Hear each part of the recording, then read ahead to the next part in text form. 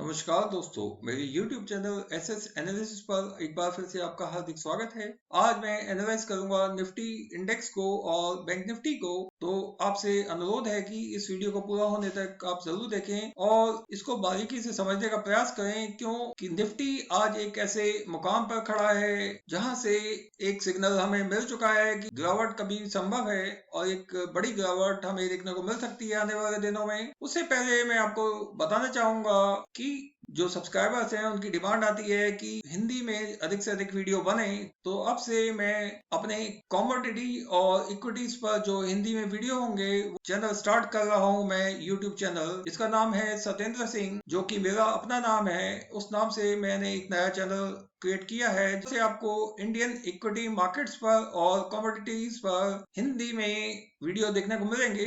तो कोशिश होगी कि मैं अपना पहला वीडियो MCX गोल्ड और MCX सिल्वर पर बनाऊं और जल्दी ही अगला video natural gas MCX futures पर भी आएगा उस चैनल पर। तो मेरे उस चैनल का नाम है सत्येंद्र सिंह। आप जल्दी ही उस पर जो सब्सक्राइबर्स हैं तो वो यहाँ सब्सक्राइबर जरूर बने रहें, क्योंकि मेरे अपडेट्स उनको मिलते रहेंगे। और साथ ही जो लोग हिंदी में ज्यादा पसंद करते हैं और जो चाहते हैं कि MCX वीडियोस भी उनको देखने को मिले, तो मेरे उस चैनल को भी वो सब्सक्राइब कर सकते हैं। तो आइए आप शुरू करते हैं निफ्टी इंडेक्स का एनालिसिस। तो यहाँ आप देख रहे हैं निफ्टी इंडेक्स का एक मंथली चार्ट। जैसा कि आप यहाँ देख सकते हैं कि सन 2008 में जब क्रैश हुआ, जब निफ्टी 6358 के स्तर से गिरकर 2257 आया था, तो ये जो गिरावट थी ये 274 दिन में हुई और ये गिरावट थी 64% से अधिक। तो जब भी कोई गिरावट 50% से अधिक एक इंडेक्स को गिरा देती है तो उसे मार्केट क्रैश की संज्ञा दी जाती है। इससे पहले भी यदि मैं आपको दिखाना चाहूंगा कि इससे पहले जो क्रैश हुआ सन 2008 से पहले, तो वो भी किस तरह हुआ था। तो जैसा कि आप यहाँ देख रहे हैं कि सन 2000 में भी जब मार्केट गिरा था तो यहाँ एक बड़ा मार्केट क्रैश हमें सन 2000 में भी देखने को मिला था। भारतीय मार्केट्स में ही नहीं बल्कि अंतरराष्ट्रीय बाजारों में भी जब क्रैश होता है तो वो एक दिन एक ही समय पर होता है। जैसा कि आप यहाँ देख रहे हैं कि जब सन 2008 का मार्केट क्रैश हुआ और जब निफ्टी 2257 के स्तर तक आ गया था, उसके बाद निफ्टी ने कुछ महीने यहाँ कंसोलिडेट। दोस्तों ये एक मंथली चार्ट है जहाँ की एक कैंडल एक मंथ के मूवमेंट्स को दर्शाता है। तो आप यहाँ देख सकते हैं कि किस तरह मार्च 2009 से एक बढ़त का दौर शुरू हुआ जो कि सन 2020 तक लगातार कायम रहा। बीच में कुछ करेक्शंस आई, जैसे कि आप यहाँ देख सकते हैं कि जब मार्च 2009 से जब निफ्टी ने बढ़ना शुरू किया तो पहली बार जो रेजिस्टेंस मिला निफ्टी को वो इन्हीं लेवल्स पे मिला जहां से निफ्टी नीचे आया था। तो ये एक कड़ा रेजिस्टेंस के रूप में ये लेवल बना निफ्टी के लिए और ये लेवल था 6361 का, जहां की निफ्टी ने बार बार कोशिश की इस लेवल को तोड़ने की, परंतु तोड़ नहीं पाया। और फिर से हमने यहाँ निफ्टी में करेक्शन देखा जो कि लगातार कई महीनों तक जारी रहा, जहां की निफ्टी ने फिर से एक बार 4570 के आसपास निफ्टी ने लोस को छुआ दिसंबर 2011 में। तब से लेकर एक अच्छी बढ़त हमने देखी निफ्टी में फिर से एक बार जारी रहते हुए, यानी निफ्टी ने पहली बार जो रेजिस्टेंस निफ्टी को मिला वो निफ्टी को मिला 8996 के स्तर पर, जहां की निफ्टी ने एक टफ रेजिस्टेंस देखा सन 2015 में और एक करेक्शन भी हमने देखी निफ्टी में आते हुए जब निफ्टी ने फरवरी 2016 तक 6968 के लेवल को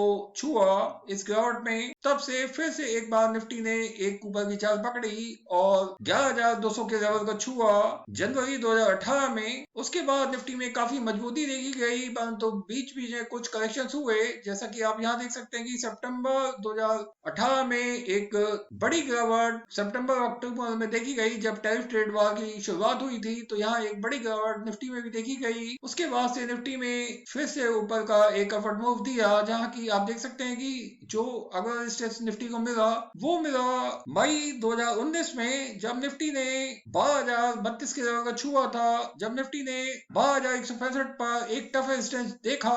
उसके बाद निफ्टी में आप देख सकते हैं कि जून 2019 से एक गिरावट का दौर जारी हुआ और जहां की निफ्टी ने 3 महीने लगातार गिरावट देखी, जहां निफ्टी ने अगस्त 2019 तक 10,600 के लेवल पर जाकर सपोर्ट ली। फिर से निफ्टी में एक अपवर्ड मूव आया जो कि जारी रहा जनवरी 2020 तक, जब निफ्टी ने पहली बार एक रेजिस्टेंस देखा 12442 तक निफ्टी गया और यहाँ निफ्टी में एक एग्जॉस्टिव कैंडल फॉर्म हुआ। आप देख सकते हैं जनवरी के महीने में उसके बाद इस एग्जॉस्टिव कैंडल की कंफर्मेशन हुई फरवरी के मूव से, जबकि एक बड़ा बेयरिश कैंडल बना फरवरी के माह में, और तब ये गिरावट एक बड़ी गिरावट के रूप में निकल कर आई, जबकि पूरे मार्च के महीने में भी ये गिरावट जारी रही। जब 23 मार्च को निफ्टी ने 7565 के स्तर को छुआ था, तब से लेकर अब तक हमने निफ्टी में एक स्टीप अपवर्ड मूव जारी है तो वो देखा, जहाँ की निफ्टी ने पहली बार 16 फरवरी 2021 को एक टफ रेजिस्टेंस झेला,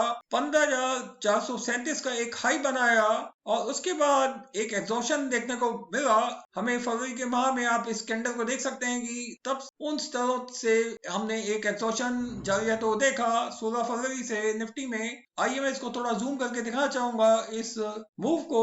तो यहाँ आप देख सकते हैं कि किस प्रकार जनवरी 2020 में एक एग्जॉस्टिव कैंडल फॉर्म हुआ था पहला, और अगला एग्जॉस्टिव कैंडल फॉर्म हुआ फरवरी 2020 में। उसके बाद मार्च में जब निफ्टी ने 11,400 के आसपास शुरुआत की, तब से हमने निफ्टी में एक बड़ी गिरावट यहाँ देखी। तो आप यहाँ देख सकते मार्च 2020 में निफ्टी ने इस गिरावट में इचिमोकु क्लाउड के लोअर एंड को भी तोड़ दिया था, जहाँ की 23 मार्च को निफ्टी ने 7565 के लेवल का छुआ था, परंतु यहाँ से एक शार्प रिवर्सल देखा गया, क्योंकि निफ्टी इचिमोकु क्लाउड के नीचे आ चुका था और यहाँ से रिकवरी यानी लाजमी थी, जहाँ की हमने देखा फिर से निफ्टी में एक अच्छा रिवर्सल जारी रहा। यहाँ आप देख सकते हैं किस तरह निफ्टी में इचिमोकु क्लाउड के नीचे एक अच्छी बाइंग निफ्टी को सपोर्ट के रूप में मिली, जब निफ्टी ने अप्रैल 2020 में वापस एक स्तर को छुआ, क्योंकि उससे ऊपर ये एक रेजिस्टेंस था 26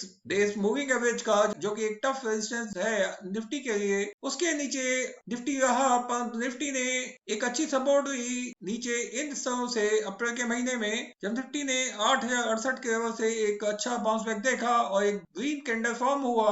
उसके बाद निफ्टी इचिमोकु क्लाउड के अंदर रहा, परंतु एक बुलिश कैंडल फॉर्म हुआ। यहाँ दोस्तों ये बड़ी ध्यान देने वाली बात है, जिसकी कंफर्मेशन एक बुलिश कैंडल से हुई जून में। तो ये जो फॉर्मेशन थी ये अपने आप में एक बहुत बड़ा सिग्नल था कि आने वाले महीनों में एक बड़ा अपवर्ड मूव निफ्टी में देखा जा सकता है, और निफ्टी ने किस प्रकार ये अप ट्रेंड जारी रहा, और निफ्टी ने फाइनली 14,794 के स्तर छुआ जनवरी 2021 में। परंतु यहाँ से एक प्रॉफिट सेलिंग देखी गई, जिसके चलते ये एग्जॉस्टिव कैंडल जनवरी के माह में बन गया निफ्टी में, परंतु उसके बाद फिर से यहाँ बाइंग देखी गई इन स्तरों से, यानी 13,640 से निफ्टी को एक अच्छा बाउंस बैक मिला, जहाँ की निफ्टी ने फरवरी 2021 में एक बढ़त का दौर दिखाया।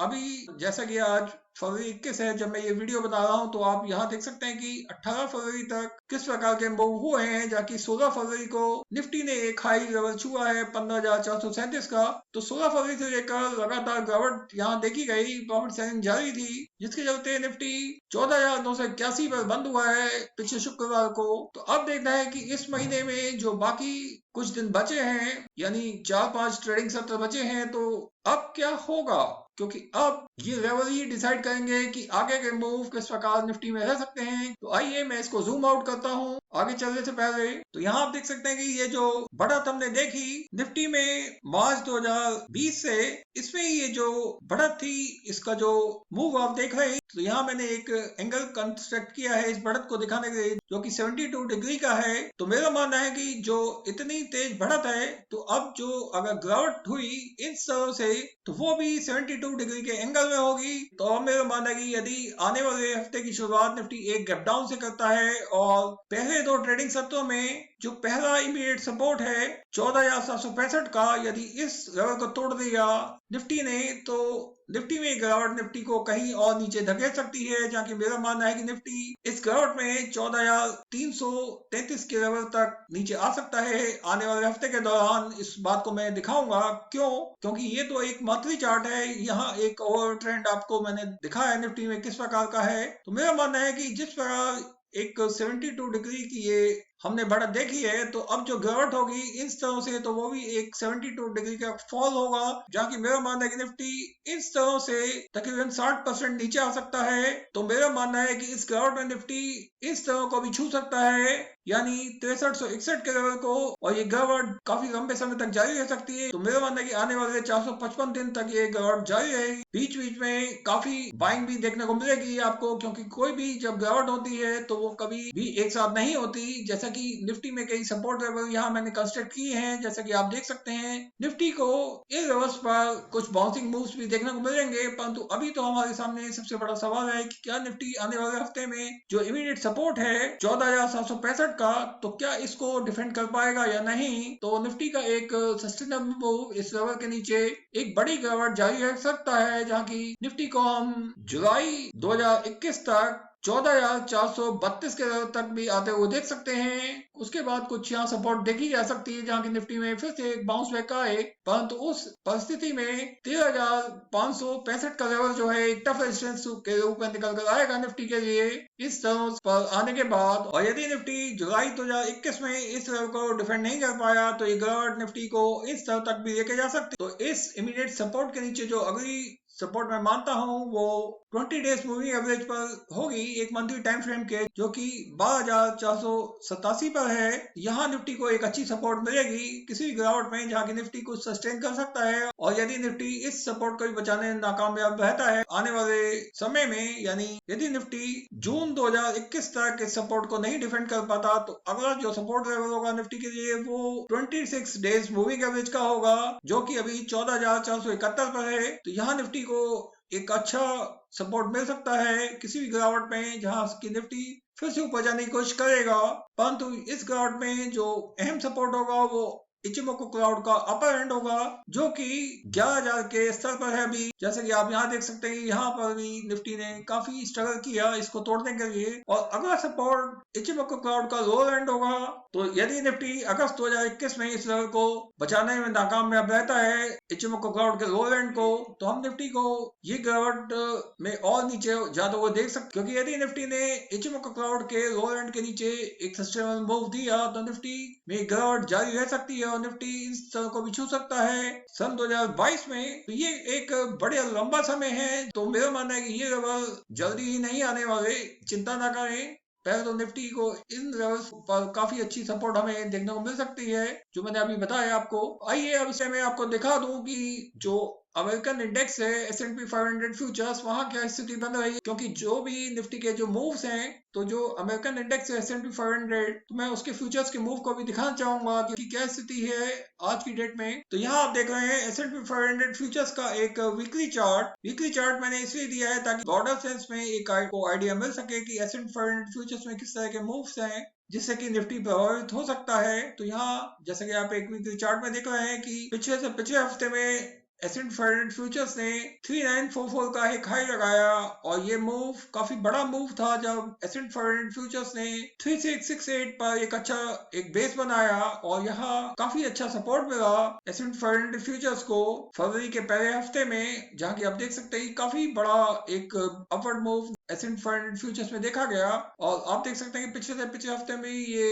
बड़ा जारी रही S&P 500 फ्यूचर्स में। परंतु पिछले हफ्ते में हमने एक एग्जॉस्टिव कैंडल बनते हुए देखा है, यहाँ एक गिरावट देखी है। एक मंथली चार्ट में एक रेड कैंडल का अपीयर होना पहली सिग्नल है कि अब इस गिरावट की शुरुआत हो चुकी है, क्योंकि 16 फरवरी को एक हाई लगाया है S&P 500 फ्यूचर्स ने 3958 का।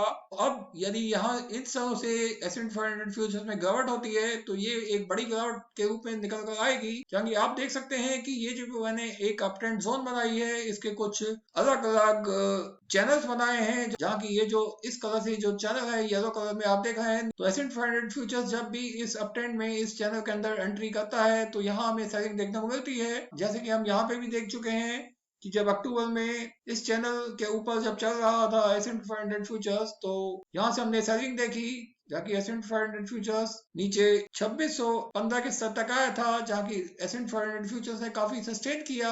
परंतु इस गिरावट में S&P 500 फ्यूचर्स ने इस अप ट्रेंड के लोअर एंड का छुआ, जो कि 2323 पर है। और ये लोअर एंड S&P 500 फ्यूचर से छुआ था दिसंबर 2018 में, क्योंकि ये वो समय था जब टैरिफ ट्रेड वार की शुरुआत हुई थी सितंबर अक्टूबर के महीने में। तो ये एक वीकली टाइम फ्रेम का चार्ट है जहाँ की एक कैंडल एक वीक के मूव को दिखाता है। तो मेरा मानना है कि फिर से एक बार कोशिश हुई थी फरवरी 2020 में, जब एक हाई बना था S&P 500 फ्यूचर्स ने 3399 का 17 फरवरी 2020 को। उसके बाद से S&P 500 फ्यूचर्स ने भी लगातार एक गिरावट दिखाई, जहाँ फाइनली 23 मार्च को S&P 500 फ्यूचर्स ने 2174 के लेवल को छुआ था। 23 मार्च को ठीक निफ्टी की तरह 23 मार्च को भी S&P 500 फ्यूचर्स इस स्तर को छू गए थे, जो कि एक बड़ा ही निचला स्तर है। तब से लेकर हमने यहाँ पे भी एक स्टीप अपवर्ड मूव देखा जारी रहते हुए, जहाँ की S&P 500 फ्यूचर्स फिर से एक बार इस जोन में एंटर कर चुके हैं। इस जोन में एंटर होने पर फिर से हमने यहाँ सेलिंग भी देखी एक वीकली टाइम फ्रेम में। S&P 500 फ्यूचर्स ने एक रेड कैंडल फॉर्म किया पिछले हफ्ते में, जो कि एक सिग्नल है। तो ये एक सिग्नल है कि यदि आने वाले हफ्ते की शुरुआत S&P 500 फ्यूचर्स ने 3874 के नीचे की, तो फिर देखना होगा कि क्या S&P 500 फ्यूचर्स जो इमीडिएट सपोर्ट है 3859 का, क्या उसको बचा पाते हैं या नहीं। और यदि आने वाले हफ्ते में S&P 500 फ्यूचर्स इस सपोर्ट को नहीं बचा पाए तो ये गिरावट कंफर्म हो जाएगी पूरी तरह से। तो आइए फिर से चलते हैं निफ्टी की ओर। तो दोस्तों, यहाँ आप निफ्टी की एक मंथली चार्ट को समझ चुके हैं। अब मैं इस चार्ट को दिखाना चाहूंगा आपको एक वीकली टाइम फ्रेम में। तो आप एक वीकली टाइम फ्रेम में देख सकते हैं कि निफ्टी ने किस प्रकार अब जो मूव्स दिए हैं वो किस प्रकार दिख रहे हैं। यहाँ आप देख सकते हैं कि निफ्टी ने पिछले हफ्ते में बड़े सीमित दायरे में ट्रेड किया था, परंतु पिछले हफ्ते में जो मूव हुआ वो एक एग्जॉस्टिव कैंडल फॉर्म कर चुका है एक वीकली चार्ट में। आइए मैं इसको जूम करके दिखाऊं आपको। तो यहाँ आप एक वीकली टाइम फ्रेम में देख सकते हैं कि जो पिछले हफ्ते में जो मूवमेंट रही निफ्टी की वो किस प्रकार रही। और यहाँ एक एग्जॉशन देखा जा रहा है।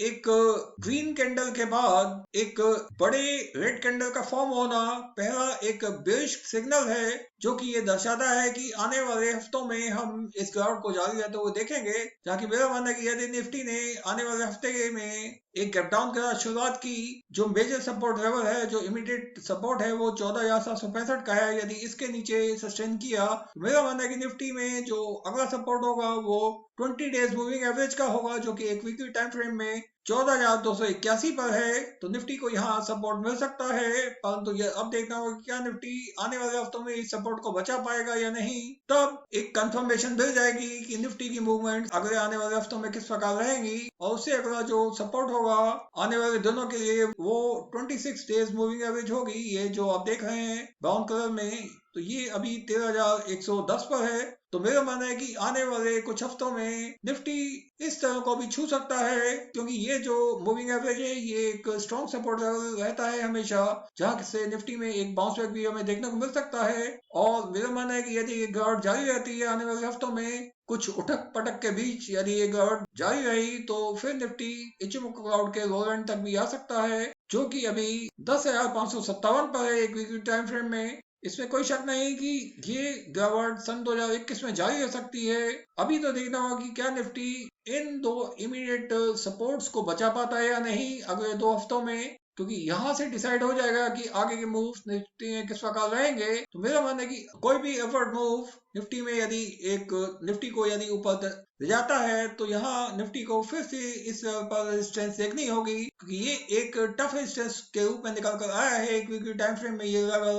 तो यहाँ मुझे लगता है कि निफ्टी की आने वाले हफ्ते में एक अहम फैसला दे देगा, क्योंकि यदि निफ्टी ने एक डाउन के साथ शुरुआत की तो हम निफ्टी को इस अहम सपोर्ट को भी तोड़ते हुए देखेंगे। तो आइए अब निफ्टी के मूव्स को देखते हैं एक डेली टाइम फ्रेम में। तो निफ्टी में एक डेली टाइम फ्रेम में आप देख रहे हैं कि किस प्रकार के मूव हुए हैं। इस फॉर्मेशन को 3 ब्लैक क्लोज कहा जाता है, जैसा कि यहाँ दिख रहा है आपको। ये एक बेरिश रिवर्सल होता है और ये पहला इंडिकेटर होता है। तो ये कंफर्म करता है कि निफ्टी में एक बड़ी गिरावट जारी रह सकती है, क्योंकि आप यहाँ देख रहे हैं कि अब निफ्टी 9 डेज मूविंग एवरेज के भी नीचे आ चुका है शुक्रवार को। और ये एक पहला सिग्नल है जो कि ये कंफर्म करता है कि निफ्टी एक गैप डाउन के साथ शुरुआत करेगा आने वाले हफ्ते की, और इस इमीडिएट सपोर्ट को भी तोड़ेगा जो कि 14,765 की है। और यदि निफ्टी ने इस अहम सपोर्ट को तोड़ा तो अगला जो अहम सपोर्ट है वो 14,514 का है। यहाँ से निफ्टी में एक बाउंसिंग मूव देखा जा सकता है। तो निफ्टी का जो ओवर ट्रेंड है वो इस